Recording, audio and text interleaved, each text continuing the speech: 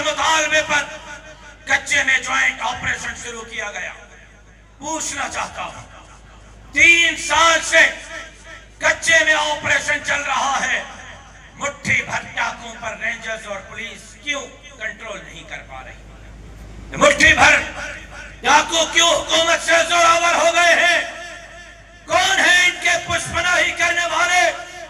اور پھر 1 لاکھ نہیں، 1 کروڑ نہیں، 1 ارب نہیں، 1 سال میں 2 کھرب پولیس کو بجٹ دی گئی ہے۔